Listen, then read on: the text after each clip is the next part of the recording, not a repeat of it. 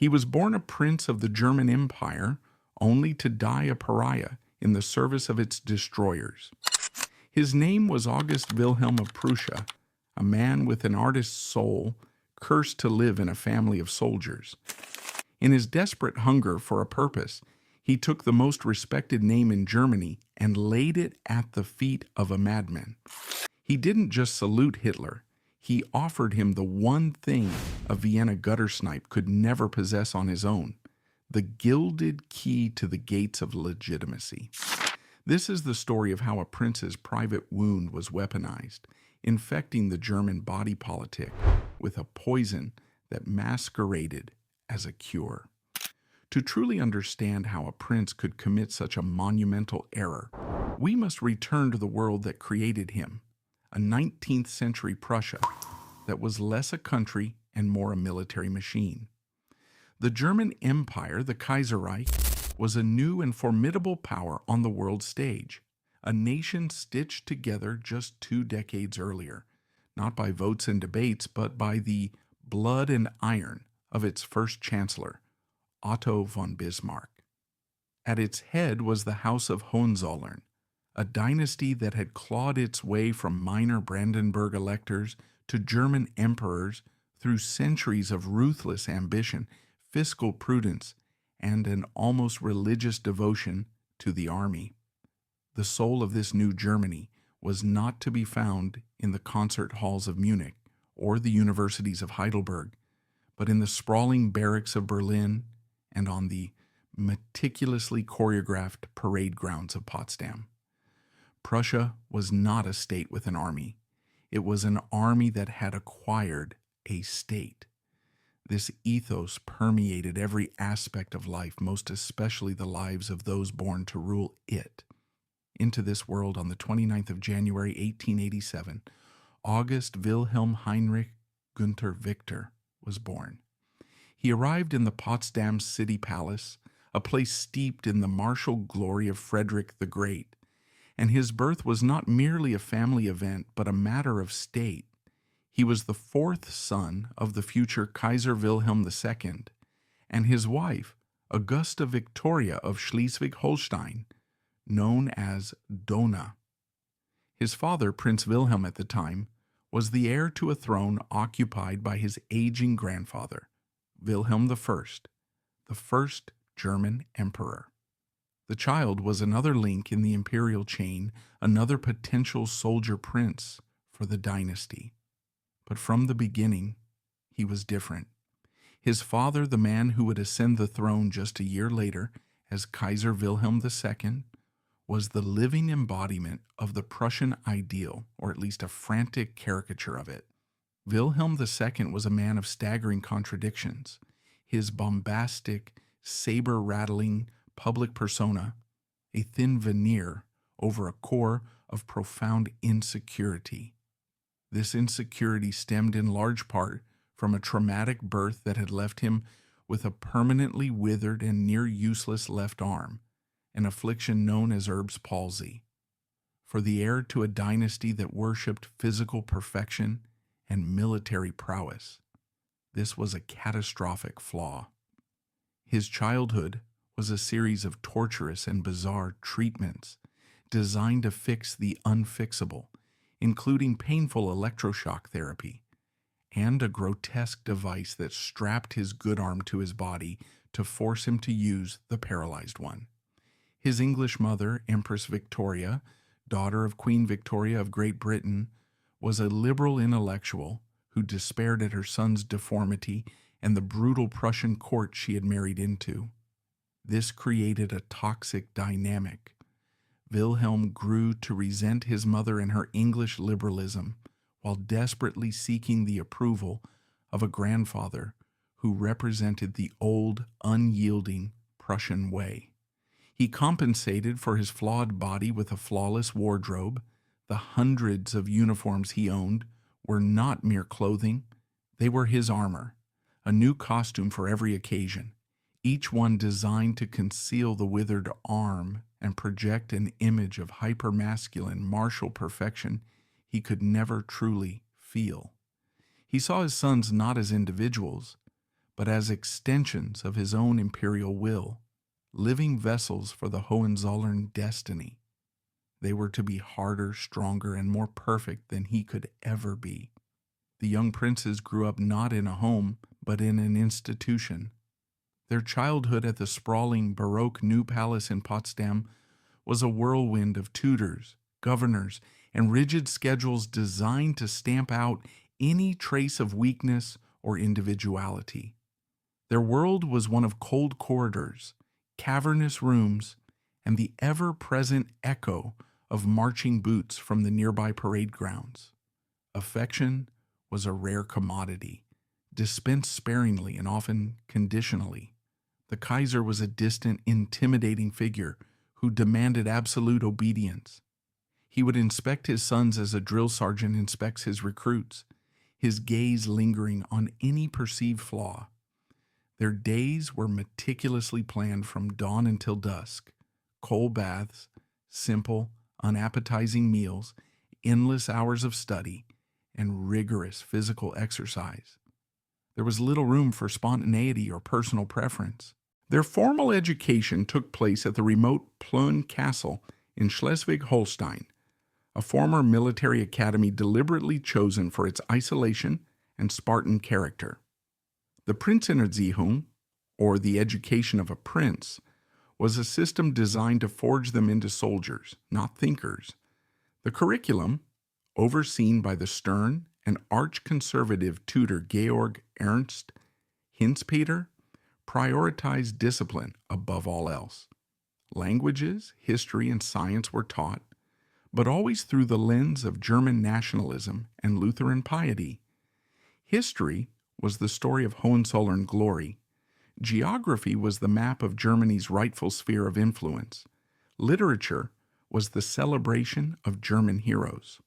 The goal was not to educate, but to forge. It was an industrial process designed to hammer the individuality out of each prince, leaving behind only the identical, interchangeable components required by the state: duty, obedience, and the divine right to rule. It was an assembly line for autocrats. For August Wilhelm, or Aui as his family affectionately called him, this world was a gilded cage. While his older brothers, particularly the heir Crown Prince Wilhelm, seemed to thrive on the military posturing and the harsh discipline, Aui wilted. The Crown Prince was handsome, athletic, and possessed the easy confidence of the firstborn, readily adopting the persona of the dashing young hussar that his father demanded. The second son, Idol Friedrich, was even more stoic and military-minded, a perfect Prussian officer in the making. Aui, however, was quieter, more introspective, and possessed a sensitive artistic temperament. He was drawn to painting and the romantic literature that his tutors disdained. He found solace in the beauty of the Potsdam parks, in the quiet contemplation of art, a world away from the clangor of the barracks. This softness, as his father undoubtedly saw it, created an invisible but deeply felt distance between him and the Kaiser. Wilhelm II, who measured his sons' worth by their military bearing and their enthusiasm for the hunt, favored those who mirrored his own martial spirit. Aui, with his gentle nature and intellectual curiosity, was often overlooked, his interests dismissed as effeminate and unworthy of a prince of Prussia. This early persistent sense of being an outsider, of failing to meet the impossible unspoken standards of his father and his house, planted a seed of insecurity that would fester and grow for the rest of his life. He was a Hohenzollern, yes, a prince of the most powerful dynasty in Europe, but he felt like a spare part in the imperial machine, a flawed component in an assembly line designed to produce identical soldiers. He was the fourth son, far down the line of succession, with no clear purpose other than to exist in the shadow of his brothers. While his brothers were content with the path of military command laid out for them, Aui sought validation elsewhere, in a realm where he might be judged on his own merits, the world of academia. After completing the grueling regimen at Plön, he broke with the strict family tradition of an exclusively military career and pursued higher education with a genuine, burning passion. He enrolled at the University of Bonn, a traditional choice for young aristocrats, before continuing his studies in Berlin and Strasbourg. He delved into law, national economy, and political science, immersing himself in the intellectual currents that were shaping the modern world. This was not a rebellion. It was a search for a different kind of armor. If he could not be the soldier his father wanted, perhaps he could be the scholar who could intellectually defend the very system that made him feel so inadequate. In 1907, he achieved a significant personal triumph, earning a doctorate in political science from the University of Strasbourg. The subject of his thesis was telling on the significance of the benevolent monarchy in Prussia. It was a scholarly defense of a strong, centralized, authoritarian state, rooted in the conservative principles of his ancestors. It argued that the monarch, guided by duty and Christian morality, was the ultimate protector of the nation's welfare, superior to the squabbling, self-interested factions of parliamentary democracy. Even as a young scholar, he was wrestling with the ideas of power, leadership, and national identity that would later define his disastrous political choices. His education did not liberate him from his family's ideology. It simply gave him a new language with which to articulate it. It reinforced the nationalist, anti-democratic worldview he was born into, but his personal temperament still left him feeling adrift.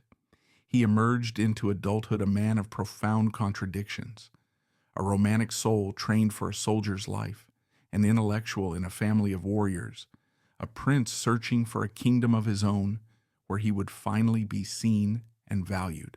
He was steeped in the language of duty and sacrifice, yet he yearned for personal expression and acceptance. He wore the uniform of a Prussian officer, but his heart was that of an artist.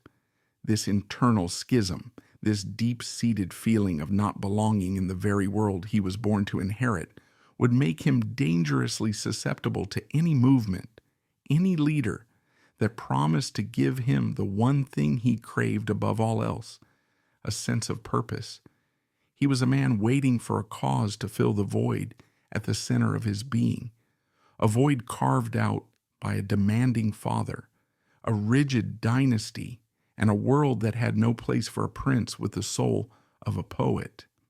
The young prince, a man of contradictions, now steps into adulthood carrying the weight of the Hohenzollern legacy and a soul that craved recognition. He would attempt to fulfill the role destined for him, that of an officer, a husband, and a father. But as he strove to build a life in accordance with royal duty, the fractures within him would only widen, igniting a devastating private war that would rival the one about to engulf Europe. The young prince who emerged from the cloistered world of academia was a man molded by pressure and paradox.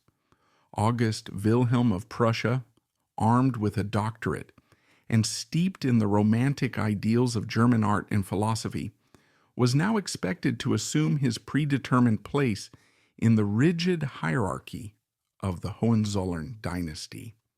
The intellectual armor he had so painstakingly forged for himself had to be worn underneath the crisp, gray uniform of a Prussian officer. Having defended the theory of an authoritarian state, he was now required to become a living cog in its machinery. The search for self was over. The performance of duty was to begin.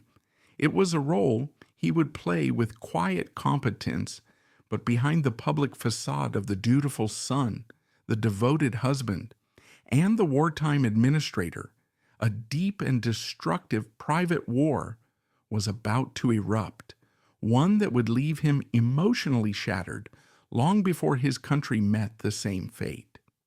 After receiving his doctorate, Aue dutifully entered the army, the unavoidable destiny for any male Hohenzollern. He was commissioned as an officer in the prestigious 1st Guard Regiment zu Fuß, the 1st Foot Guards Regiment, based in his hometown of Potsdam. This was not just any military unit. It was the symbolic heart of the Prussian army, the personal bodyguard of the King of Prussia and German Emperor. Its history was the history of Prussia itself, its ranks filled with the sons of the aristocracy. To serve in the 1st Foot Guards was to stand at the very center of the military, social, and political nexus that governed the German Empire. For Aui, it was a return to the world he had sought to escape through his studies, a world of rigid discipline, unquestioning obedience, and the elevation of martial values above all others. He performed his duties correctly and diligently, but his fellow officers noted a certain detachment, a lack of the boisterous, aggressive enthusiasm that characterized his older brothers. He was in the uniform, but not of it. He was a prince playing the part of a soldier, his mind often drifting from the parade ground to the pages of a book or the canvas of a painting. In 1908, he fulfilled another equally important royal duty: marriage. On October 22nd, in the royal palace in Berlin, he wed his first cousin, Princess Alexandra Victoria of Schleswig-Holstein-Sonderburg-Glücksburg. It was, by all accounts, a suitable and expected match. She was the daughter of a duke, a niece of the Empress Augusta Victoria, and a young woman of impeccable royal lineage. Their union was a dynastic transaction designed to strengthen the ties between related German princely houses and ensure the continuation of the bloodline. The wedding was a lavish spectacle of imperial pageantry, a demonstration of the Hohenzollern monarchy at the zenith of its power. For the public, it was the perfect fairy tale: the handsome scholar prince and his beautiful royal bride. The couple was granted Villa Liegnitz as their residence, an elegant neoclassical home on the western edge of the famous Sanssouci Park in Potsdam. For Aui, this villa became more than a home. It was a sanctuary, his personal kingdom carved out of the rigid world of the Prussian court. Here, far from the stiff formality of his father's palaces, he could finally cultivate a life that reflected his true inclinations. The Villa Liegnitz soon became a vibrant gathering place for artists, writers, musicians, and intellectuals. It was a salon where the avant-garde of Berlin could mingle with a member of the royal family, a space where new ideas in art and literature were discussed with a freedom unheard of in the Kaiser's immediate circle. Aui was a generous patron of the arts, using his personal funds to support struggling painters and sculptors. For a time, it seemed he had found his niche, creating a small, cultured world for himself where his artistic temperament was not a liability but an asset. In this private sphere, he was not the overlooked fourth son or the unmartial prince. He was the sophisticated host, the knowledgeable connoisseur, the center of his own universe. In 1912, this idyllic picture was completed with the birth of their only child, a son named Prince Alexander Ferdinand. On the surface, August Wilhelm was living the life of a minor German prince to perfection: a suitable wife, a male heir, a respectable military post, and a beautiful home. The performance was flawless. But while Aui was building his private sanctuary, the world outside was growing darker. The first decade of the 20th century was a time of immense tension and paranoia in Europe.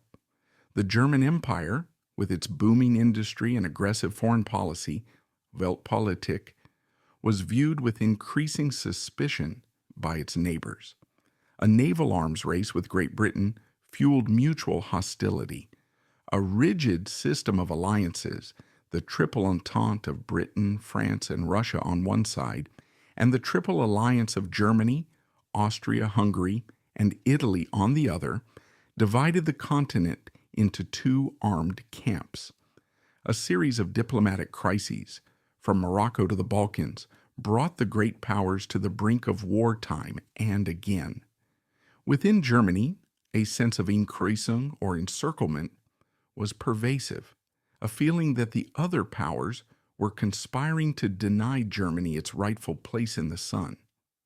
This defensive anxiety was coupled with a deep-seated militarism and a strain of social Darwinism that saw war not as a catastrophe, but as an inevitable and even necessary test of a nation's strength and vitality.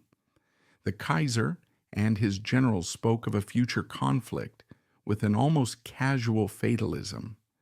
This was the suffocating atmosphere in which Aui lived, a world poised on the edge of a knife, where the refined conversations in his salon were in danger of being drowned out by the roar of artillery. Then in the summer of 1914, the knife fell.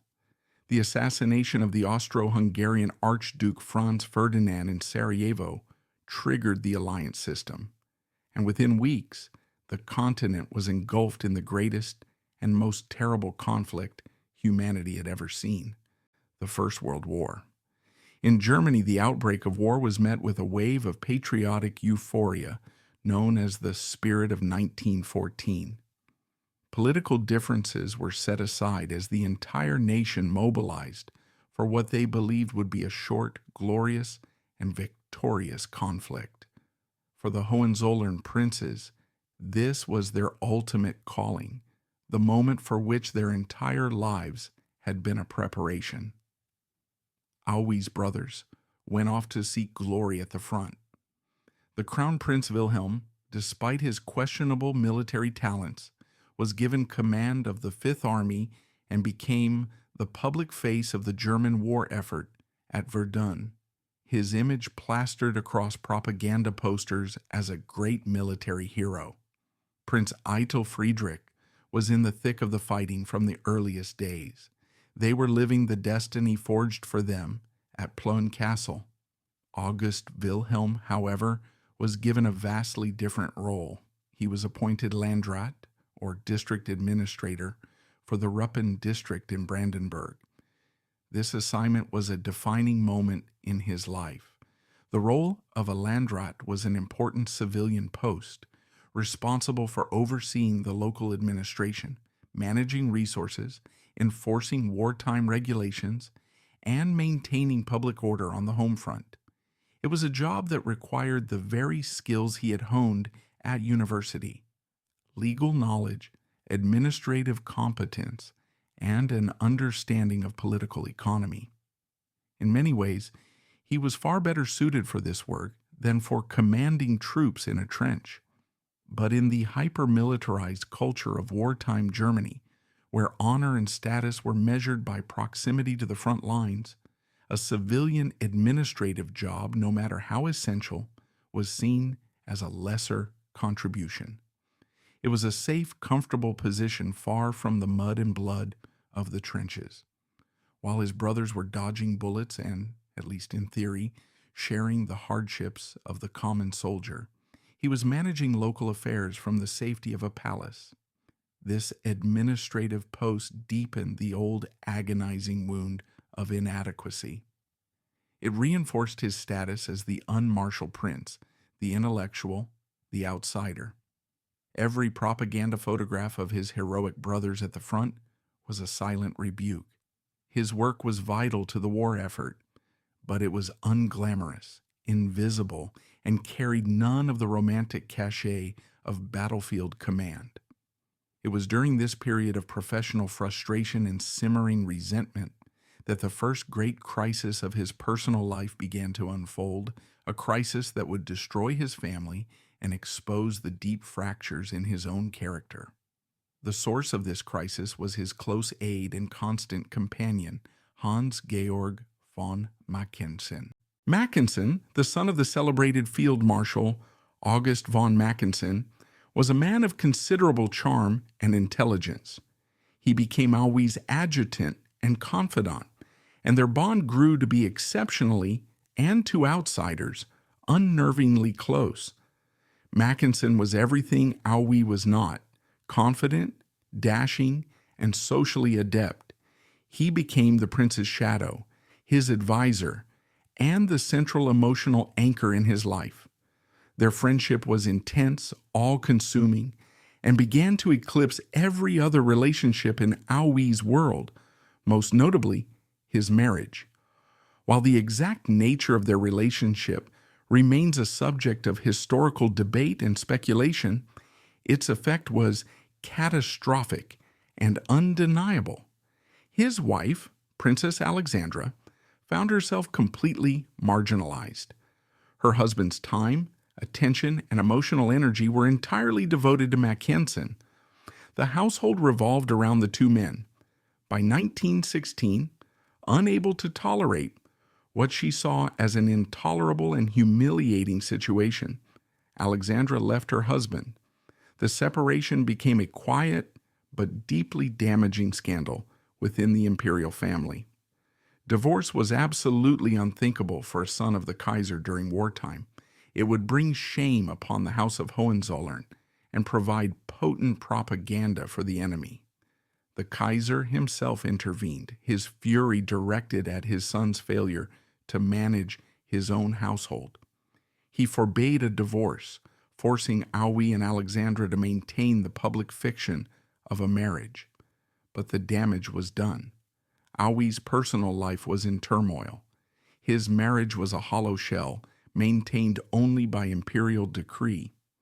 The relationship with Mackensen, which had brought him so much comfort, was now the source of a public scandal that further alienated him from a family that saw his private struggles not as a personal tragedy, but as a dynastic liability.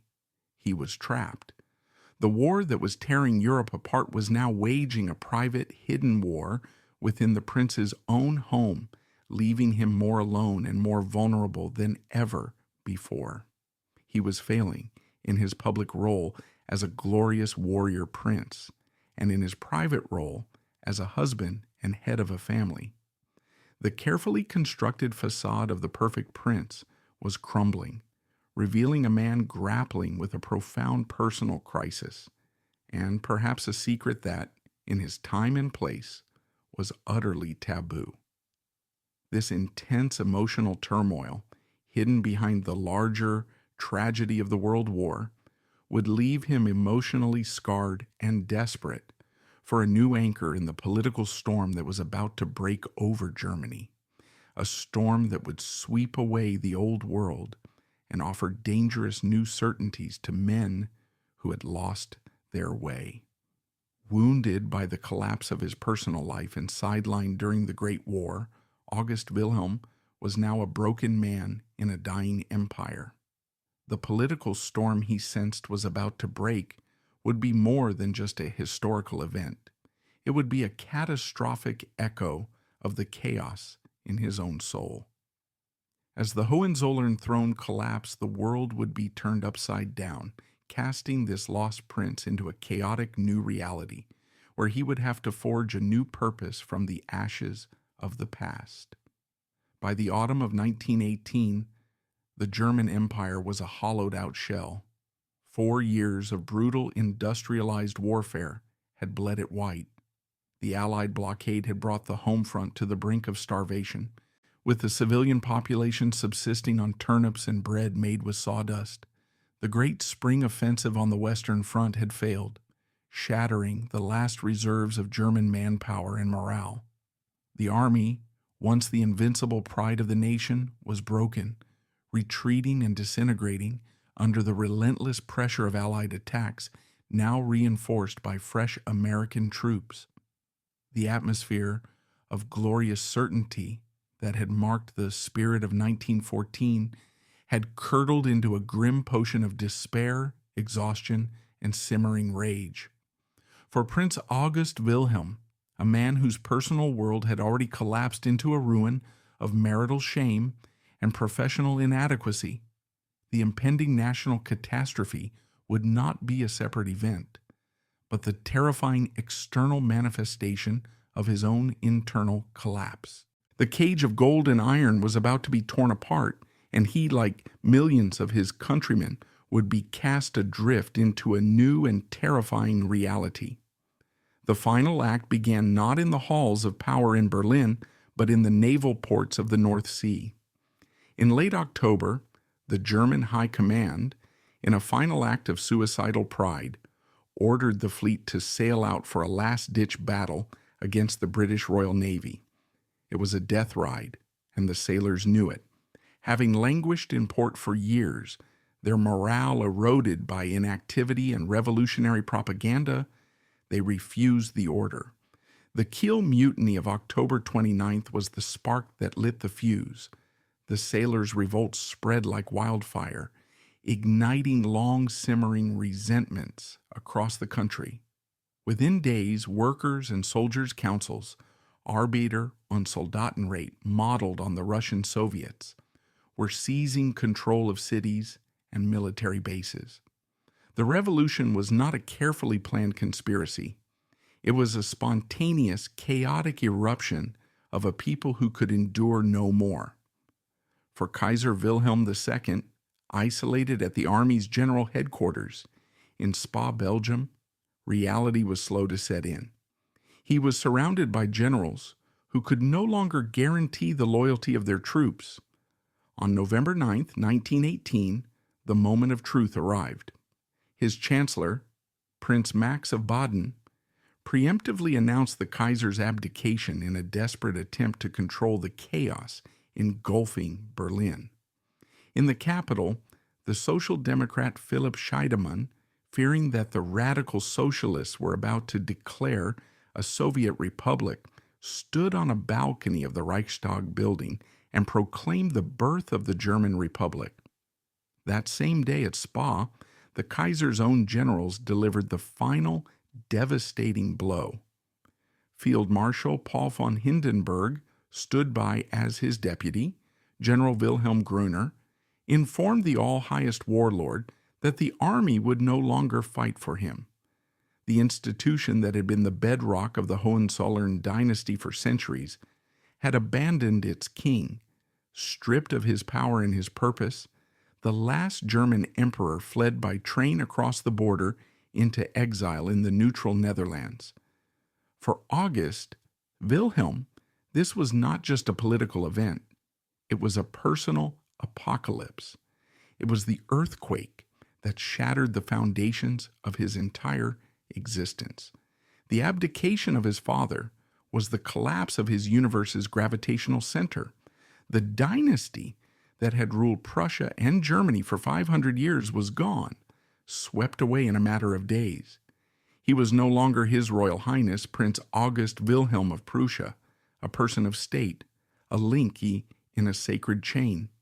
He was, in the cold, stark language of the new reality, simply August Wilhelm Hohenzollern, a private citizen in a new, chaotic, and deeply hostile German republic. The titles, the privileges, the entire social and spiritual framework that had given his life meaning, however painful and constricting it had been, had evaporated.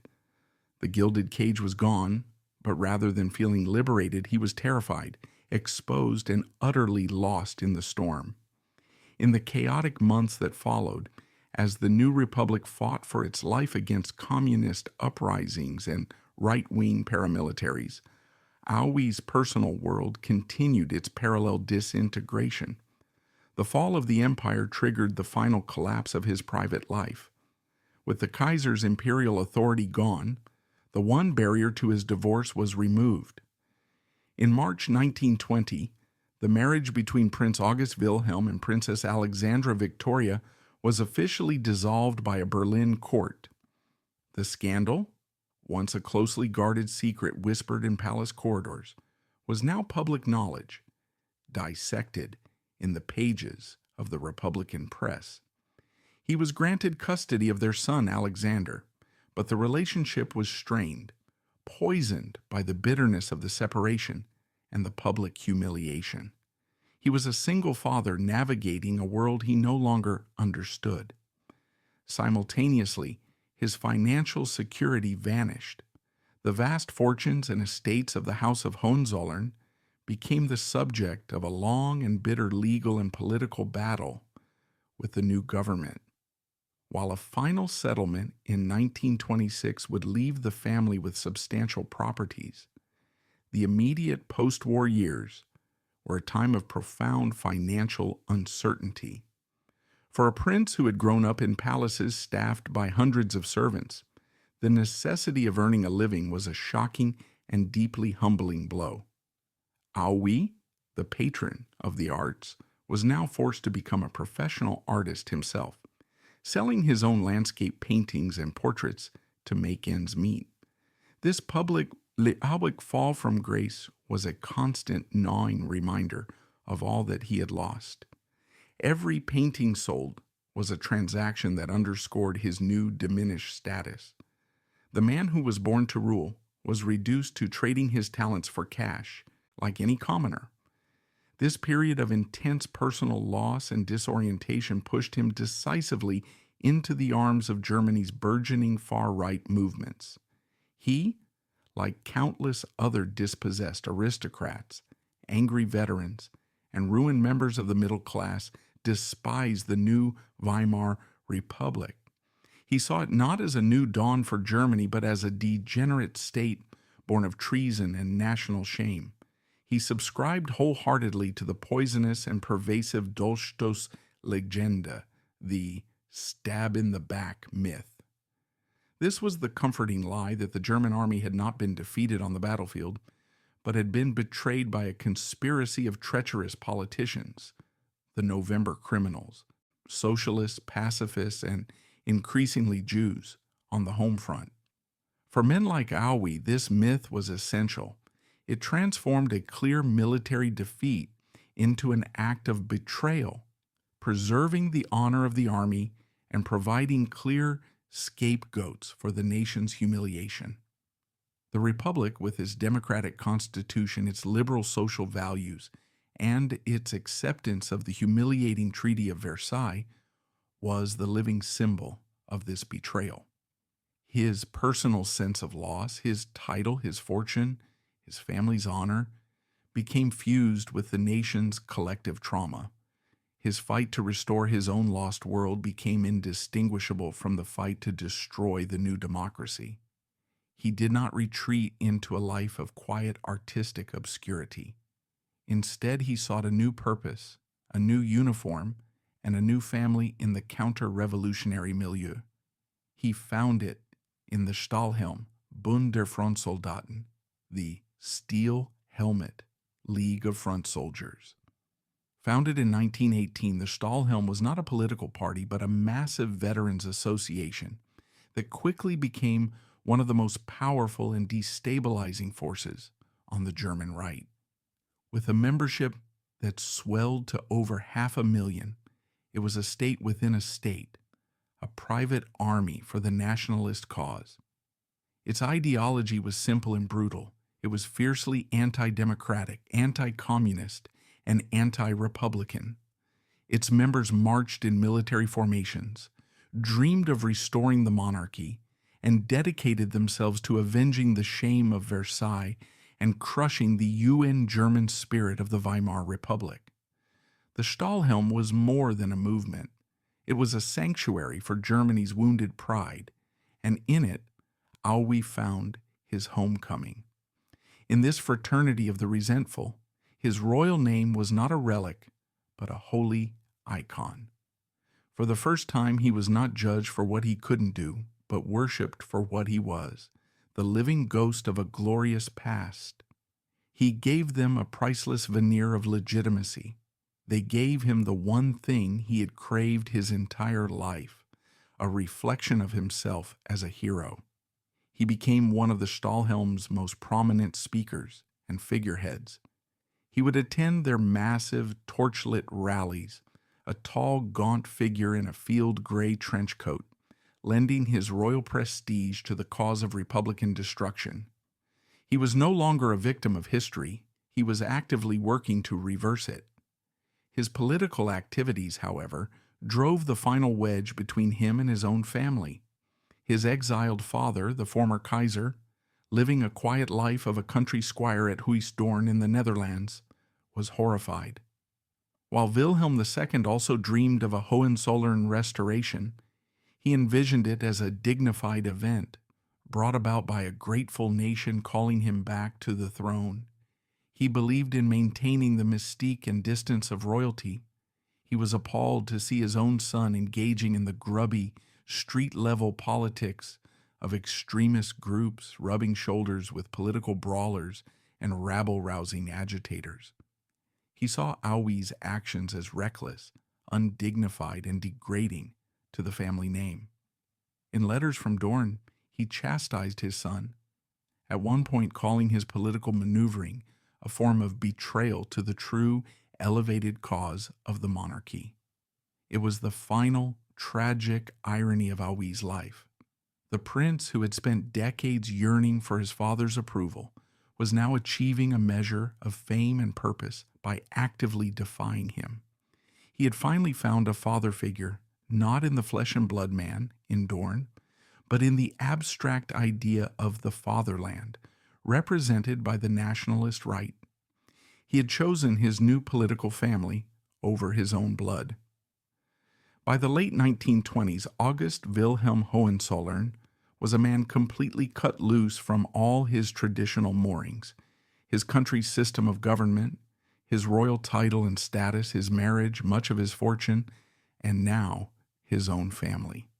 He was adrift in the turbulent, violent, and decadent waters of Weimar Germany, a society racked by economic crisis, political violence, and profound cultural division. His entire being was consumed by a politics of resentment, a desperate desire to turn back the clock and reclaim a lost world. And it was in this desperate state, searching for a strong hand to steer the ship of state back to its former glory, that he began to listen with ever-increasing interest to the mesmerizing, venomous speeches of a rising political agitator from Austria, a man who promised not just a political revolution, but a spiritual rebirth of the German nation. For a lost prince desperately searching for a new king, the promises of Adolf Hitler sounded like a prayer being answered. Having severed all ties to his past, title, family, and fortune, August Wilhelm had found a new family in the embrace of the far right. But his thirst for a leader strong enough to avenge Germany's humiliation and restore its lost glory now led him to a movement even more radical, dynamic, and dangerous. He was about to make a fateful bargain with the devil, trading his royal heritage for a promise of national salvation from a demagogue of demonic talent. As the 1920s gave way to the 1930s, the fragile democracy of the Weimar Republic was caught in a death spiral. The global shockwave of the 1929 Wall Street crash hit Germany with catastrophic force. American loans that had propped up the German economy were recalled, businesses collapsed, and unemployment soared from manageable levels to a staggering figure of over 6 million. On the streets of Berlin, Hamburg, and Munich, the political atmosphere grew venomous. Society polarized, and the moderate center was hollowed out, its supporters fleeing to the extremes. The political arena became a brutal battleground between the communists, who promised a Soviet-style revolution, and the burgeoning National Socialist German Workers' Party, which promised a radical national renewal. This was the landscape of despair and desperation in which the Nazi Party thrived. For a decade, it had been a fringe movement, a noisy but electorally insignificant collection of fanatics. But in the crucible of the Great Depression, its message found a vast and receptive audience. The party's leader, Adolf Hitler, was a political demagogue of terrifying genius. In his frenzied, hypnotic speeches, he offered simple, powerful answers to complex problems. He promised to restore Germany's national pride, to tear up the hated Treaty of Versailles, to provide work and bread, and to crush the internal enemies, the Marxists, the the corrupt parliamentarians, the international financiers, who had supposedly brought Germany to its knees. He offered more than just policies. He offered a messianic vision, a total worldview, and a sense of belonging to a great and historic movement. To a nation suffering from a collective crisis of confidence, he presented himself as the strong, unwavering leader who could single-handedly rescue Germany from the abyss. For the August Wilhelm Hohenzollern, a man nursing his own deep wounds of humiliation and loss, this siren song was becoming impossible to resist. He had found a political home in the conservative Stahlhelm, but it was a movement that looked to the past. The Nazis, with their revolutionary dynamism and their charismatic Führer, promised the future. Aui's journey toward National Socialism was a gradual seduction. Initially, like many in the old conservative elite, he likely viewed the Nazis with a degree of aristocratic disdain. They were loud, vulgar, and plebeian, a far cry from the buttoned-up world of the Prussian officer corps and the monarchist circles he inhabited. Yet, he could not deny their effectiveness. While the Stahlhelm and other nationalist groups held their solemn parades, the Nazis were winning the battle for the streets and, crucially, the battle for hearts and minds. He saw in Hitler the raw political talent and the ruthless will to power that the traditional conservative leaders lacked.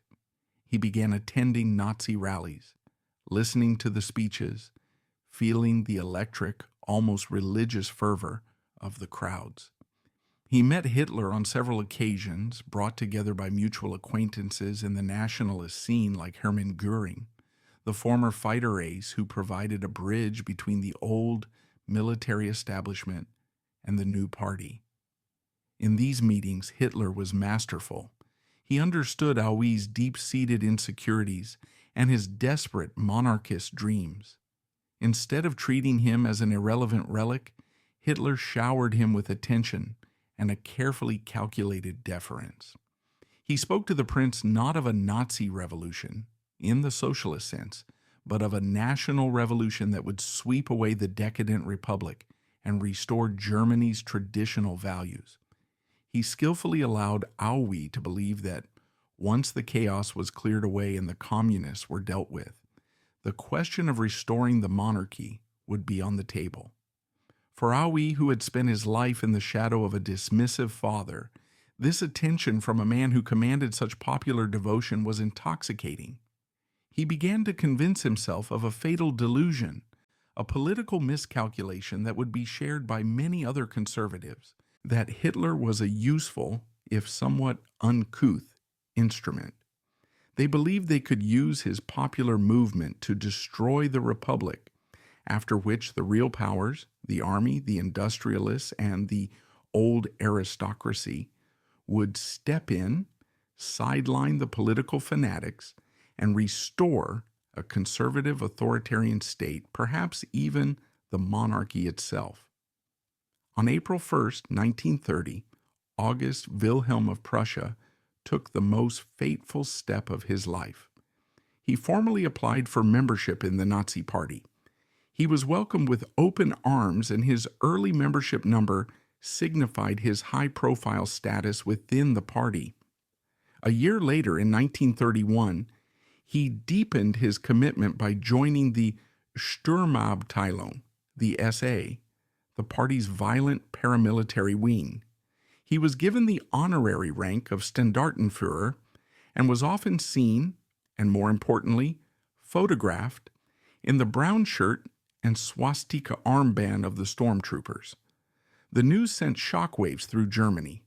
The son of the last Kaiser, a prince of the royal house of Hohenzollern, was now a follower of Adolf Hitler, a brown shirt prince. For Hitler and his propaganda chief Joseph Goebbels, Aui was not merely a supporter, he was a weapon. His royal blood was the holy water used to sanctify a profane movement, washing away the stench of the beer hall putsch and the vulgarity of brown-shirted thugs. He was the gilded key that unlocked the doors to the conservative establishment, reassuring millions of anxious bourgeois voters that Nazism was not a revolution from the gutter, but a restoration of national honor. His presence on the podium transformed a radical fringe party into a legitimate patriotic crusade, allowing respectable Germans to reason that if a son of the Kaiser could salute the swastika, then it must be a flag worthy of their allegiance. Aui was immediately thrust into the roles of a star speaker and campaigner. He was no longer a fringe figure in nationalist politics. He was a central asset in the Nazi propaganda machine. Dressed in his brown SA uniform, the tall, thin, aristocratic prince was a powerful and surreal sight at mass rallies. He lacked the fiery, demagogic rhetorical style of Hitler or Goebbels, but his presence alone was the message. He spoke with a quiet, earnest gravity about the humiliation of 1918, the need to restore national honor, and his profound belief that Adolf Hitler was the man sent by Providence to save Germany. He campaigned tirelessly, flying across the country with Hitler during the pivotal election campaigns of 1932. He addressed a massive rally at the Berlin Sportpalast, the premier venue for Nazi spectacles, his royal pedigree lending a veneer of historic legitimacy to the party's raw, brutal message of hate and revenge. For Aui, this was the ultimate validation. He was no longer a spare part. He was a central figure in what he believed was a great national crusade. He was at last seen, valued, and important. But his new path was not just one of political speeches and electoral calculation. As he was drawn deeper into the Nazi inner circle, he became an accomplice to its criminality. One of the darkest and most secret episodes of his life demonstrated his complete moral collapse. In 1930, a young SA stormtrooper named Horst Wessel was killed by communists in a brawl. Goebbels, a master of political myth-making, transformed the dead pimp and brawler into a Nazi martyr, and a song he had written, the Horst Wessel Lied, became the party's official anthem. The man who killed him, a communist named Albrecht Höhler, was arrested and imprisoned. After the Nazis seized power in 1933, revenge was sought. Höhler was scheduled to be transferred to another prison. This was not just political maneuvering. This was direct complicity in an extrajudicial killing.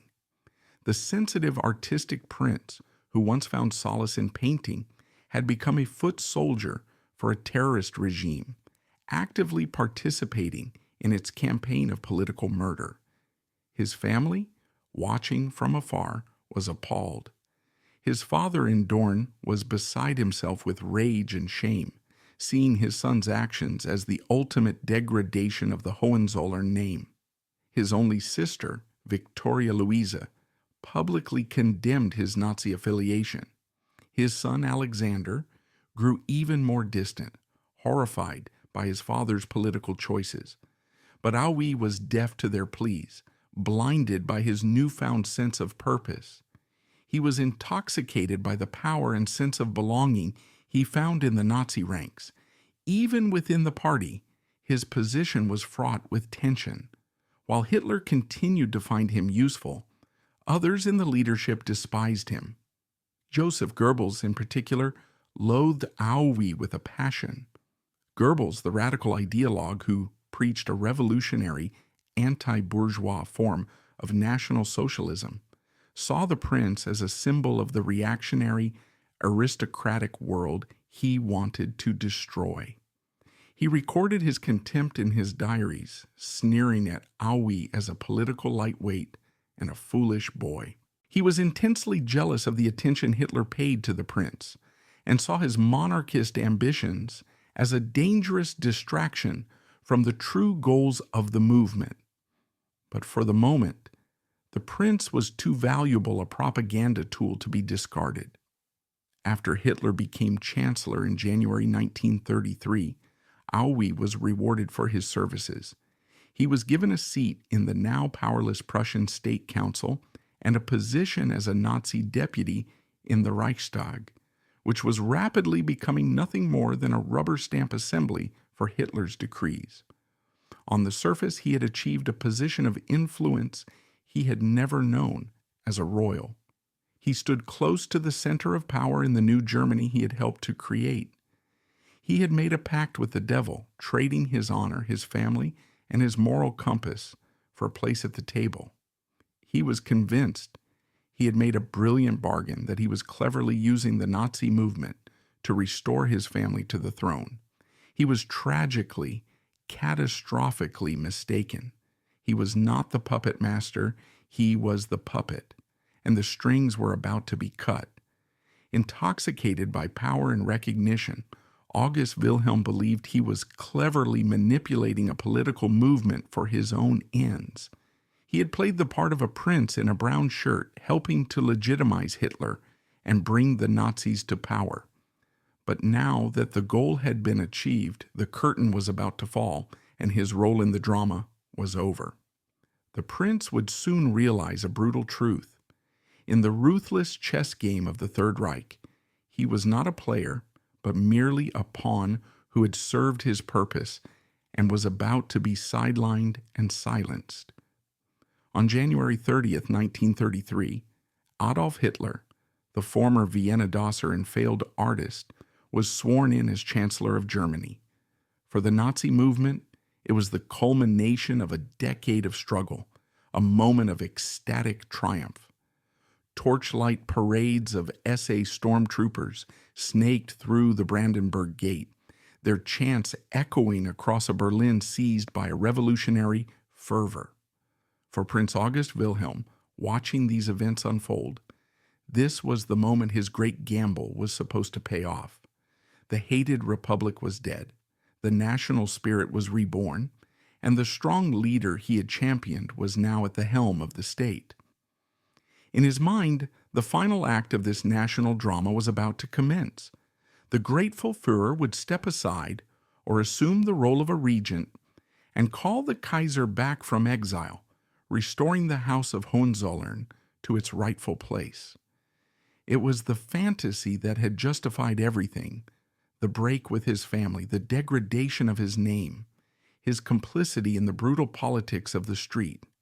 He stood on the precipice of what he believed was victory, tragically unaware that he was about to be pushed into the abyss. The first few months of Nazi rule were a whirlwind of terrifying speed and efficiency. The Reichstag fire in February provided the pretext for a decree that suspended civil liberties, effectively ending democracy in Germany. The communists, socialists, and trade unionists were arrested, beaten, and thrown into the first hastily erected concentration camps. The Enabling Act of March 1933 gave Hitler the power to rule by decree, making the Reichstag irrelevant. This was followed by the process of Gleichschaltung, coordination, a systematic campaign to bring every aspect of German society, from state governments and the civil service to cultural clubs and professional organizations, under Nazi control. Aui and his fellow monarchists watched this consolidation of power with a mixture of admiration and growing unease. While they applauded the ruthless destruction of the left, they began to realize that the new regime was not creating a power vacuum for them to fill, but was instead building a totalitarian structure of unprecedented strength, centered entirely on the will of one man. Hitler, the man we believed to be the restorer of old traditions, was in fact a radical revolutionary who despised the old aristocracy as much as he did the Marxists. The dream of a restoration was quickly and brutally dismissed. Monarchist organizations were suppressed, their newspapers were banned, and their flags were forbidden.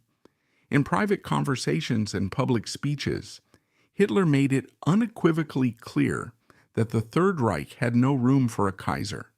The German people had found a new, more potent symbol of leadership in their Führer. The delusion that had driven Aui for years was revealed to be just that, a naive and foolish fantasy. He had not been a partner in a national renewal. He had been a Steigbügelhalter, a stirrup holder, a man who had helped the tyrant into the saddle, only to be kicked in the face for his efforts. The definitive blood-soaked end to any remaining illusions came on the night of June 30th, 1934, the night of the Long Knives.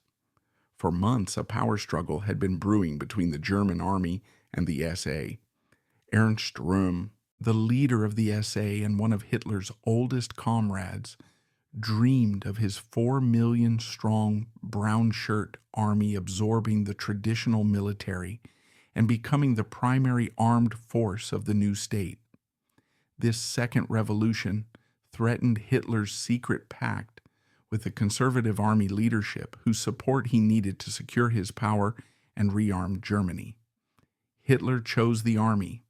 In a meticulously planned operation of extrajudicial murder, Hitler, using Heinrich Himmler's SS and Hermann Göring's Gestapo, unleashed a wave of terror against the SA. Röhm and his entire command staff were arrested and shot. The purge extended beyond the SA to settle old scores. Dozens of other political opponents, including former Chancellor Kurt von Schleicher and the conservative politician Gustav Ritter von Kahr, were murdered in their homes or dragged off to be executed. For Aue, the purge was a cataclysm. The SA was his institutional home within the Nazi movement. He held the high rank of SA Gruppenführer, and its leadership, however thuggish, was his power base. In a single night, that power base was decapitated. He was spared, likely because he was never part of Röhm's inner circle, and his symbolic value was still deemed useful. But the message was delivered in blood and was unmistakable. No one was indispensable, and dissent, or even the potential for it, would be met with death. He was now completely at the mercy of the men who had orchestrated the massacre: Himmler, Heydrich, Göring, the new, far more ruthless and bureaucratic architects of the Nazi police state. His influence, already negligible, was now gone entirely. From that moment on, Aue became a ghost in the machine he had helped to build. He was a living relic, a walking symbol of a now irrelevant phase of the Nazi Revolution. He was permitted to keep his seat in the Reichstag, but this was a meaningless privilege. The Reichstag had become a grand theater for Hitler's monologues, its deputies functioning only as a claque, rising on command to applaud and unanimously approve every new law put before them. In a move of cynical magnanimity, he was even promoted within the now powerless SA to the rank of SA Obergruppenführer. It was an empty title, a hollow honor designed to keep him quiet and publicly tethered to the regime. He would be trotted out for ceremonial occasions like the annual Nuremberg rallies, a familiar aristocratic face in the front row, his presence serving as a silent, impotent endorsement of a regime that had betrayed his every hope. His life became one of profound and suffocating isolation. The old aristocracy now saw him as a traitor, while the new Nazi elite viewed him as an anachronism. The old conservative and aristocratic circles, along with the remaining members of his own family, viewed him with contempt, a disgrace who had sold his birthright for a place in a gangster regime. At the same time, the Nazi elite, the new masters of Germany, saw him as an anachronism. Goebbels continued to harbor a deep-seated hatred for him, viewing him as a pretentious and unreliable monarchist. Himmler's SS, the new force of terror and ideological purity, had nothing but disdain for the old Prussian nobility. Aue had burned all his bridges to the past, only to find the future had no place for him. He was trapped, and his disillusionment festered. He began to make quiet, critical remarks, particularly aimed at his arch-nemesis Goebbels. He would complain about the propaganda minister's corruption, his lavish lifestyle, and his vulgarity. In the paranoid atmosphere of the Third Reich, where the walls had ears and every conversation could be reported, this was an incredibly dangerous game. He was placed under surveillance by the Gestapo. His mail was read, his phone was tapped, and his acquaintances were monitored. The regime that he had once so eagerly served now watched him as a potential enemy. The final act of his public life came in 1942. After making a particularly incautious and insulting remark about Goebbels at a private gathering, he was formally denounced. The matter went all the way to Hitler himself. The Führer, who no longer had any use for the prince's faded prestige, made his decision. August Wilhelm of Prussia was formally banned from speaking in public and was essentially placed under house arrest at his villa in Potsdam. The man who had been one of the Nazis' most prominent speakers, whose royal voice had helped soothe the fears of a nation and lure it into the arms of fascism, was now officially silenced. He retreated into a lonely, isolated existence at his Villa Liegnitz. The elegant home that had once been the setting for his vibrant artistic salon, and later the backdrop for his political ascent, now became his quiet prison.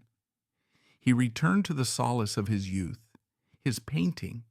He spent his days capturing the tranquil landscapes of the Sanssouci parks, the world of art providing a final, inadequate refuge from the horrific reality he had helped to create. It was a melancholy full circle, the artistic prince returning to his canvas, defeated by the brutal world of power he had so desperately tried to conquer.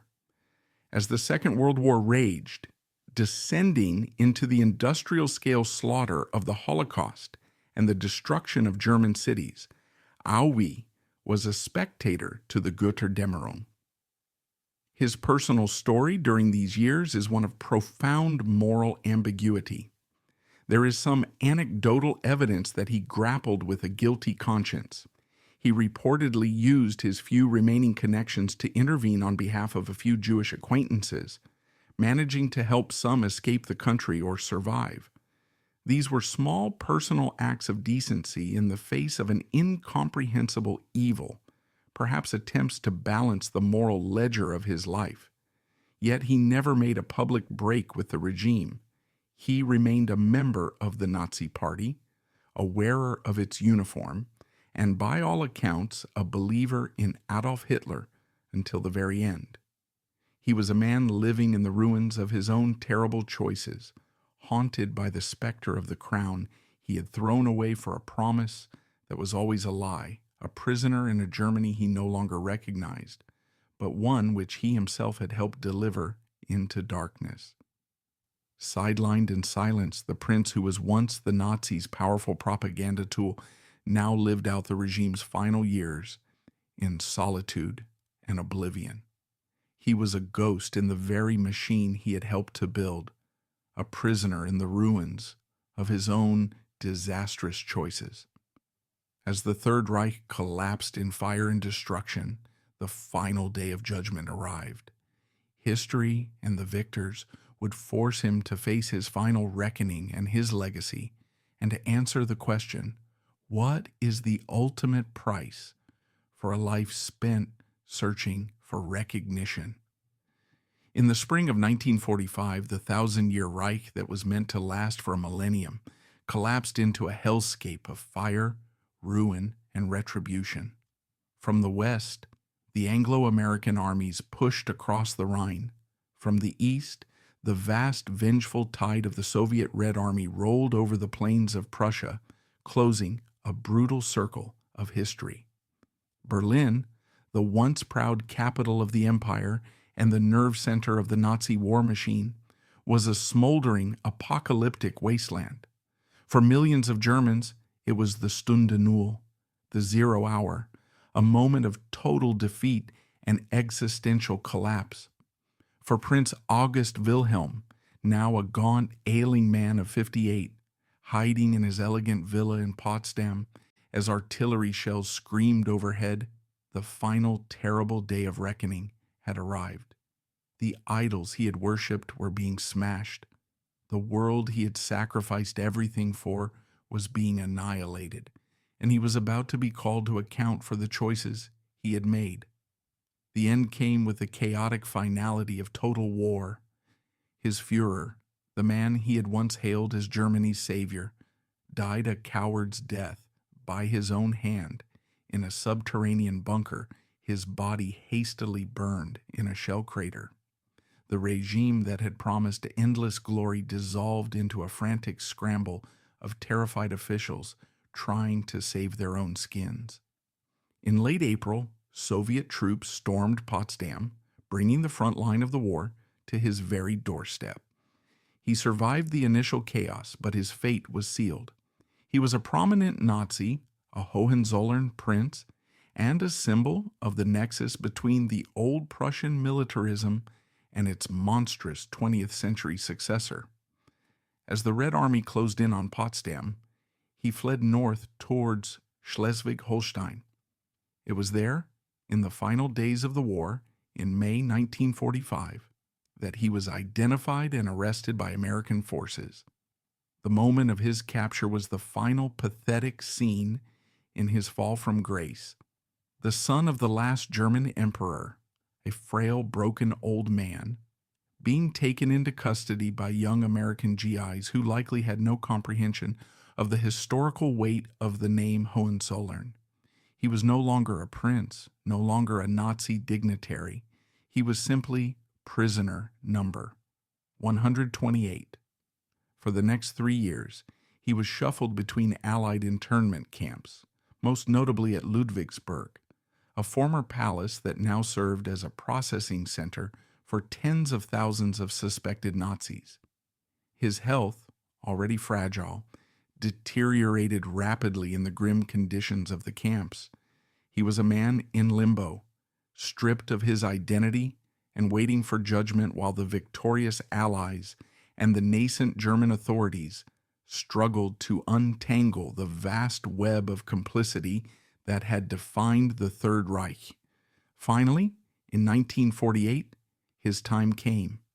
He was brought to trial before a German denazification court, or Spruchkammer, in Stuttgart. These courts were not designed to prosecute war crimes in the manner of the great Nuremberg trials. Their purpose was more mundane, but arguably more vast: to assess the individual guilt of millions of former party members and classify them according to their level of involvement. The proceedings laid bare the full pathetic tragedy of Aui's life. Before a panel of German judges, his story was reconstructed. The ambitious prince, the failed husband, the early and enthusiastic propagandist for Hitler, the man who lent his priceless aristocratic name to a movement of thugs. The prosecution portrayed him as a key figure who had helped make Nazism respectable, an influential voice who had lured conservative Germans into Hitler's camp. They presented evidence of his speeches, his high rank in the SA, and his unwavering public loyalty to the regime. His defense was a portrait of self-delusion. He argued that he had been a naive patriot, an idealist who saw in Hitler the only man who could save Germany from the chaos of Weimar and the threat of Bolshevism. He claimed he had been deceived, that he had believed Hitler's false promises to restore the monarchy. He tried to portray himself as a victim, pointing to his later silencing by the regime in 1942 as proof that he was not a true Nazi. But his arguments rang hollow. The court was not swayed. While they acknowledged his later marginalization, they could not ignore his crucial role in the party's rise to power. The court found him to be a Minderbelasseter, a Category 3 offender or lesser activist. It was a relatively lenient classification, sparing him the harsher penalties reserved for major offenders. He was sentenced to 2.5 years in a labor camp, but the sentence was considered already served by the time He had spent in Allied custody since 1945. He was technically a free man. But the prosecutor's final words were a damning moral indictment. He was labeled an unrepentant Nazi, a man who, even after the revelation of Auschwitz and the utter destruction of his country, could not fully and unequivocally renounce the ideology he had so eagerly embraced. He was released into a world that had no place for him. He was penniless, the last vestiges of his family's fortune either confiscated or inaccessible. His health was shattered. He was suffering from terminal lung cancer. Most painfully, he was a pariah. The surviving members of the House of Hohenzollern, led by his older brother, the former Crown Prince Wilhelm, had publicly disowned him, seeing him as a source of profound shame who had irrevocably tainted their family name. To the German public, struggling to rebuild their lives from the ruins, he was a ghost from a past everyone wanted to forget, a symbol of the aristocracy's cynical and catastrophic collaboration with Hitler. He lived out his final agonizing months in a hospital in Stuttgart. The grandeur of the Potsdam city palace where he was born was a distant memory from another planet. On March 25, 1949, at the age of 62, Prince August Wilhelm of Prussia died. There was no state funeral, no royal ceremony, no grand procession. He was buried in a simple grave in the cemetery of Altshausen, a quiet, ignominious end for the son of an emperor. His life, which began with all the privilege the world could offer, ended in lonely obscurity. August Wilhelm's life is a stark warning. He is a model for the conservative elite who, driven by ambition and fear, made the fatal mistake of believing that Hitler could be manipulated to restore the old order. His actions created an undeniable link between the German Empire and Nazi atrocities, leaving a permanent stain on the Hohenzollern family. On a personal level, his tragedy stemmed from a life constantly overshadowed by his powerful father and more favored brothers. His desperate desire for recognition drove him into the arms of Nazism. Ultimately, his path to disaster was paved with all the very human weaknesses, insecurity, resentment, and the desire to be seen, and made him a symbol of his family's darkest hour.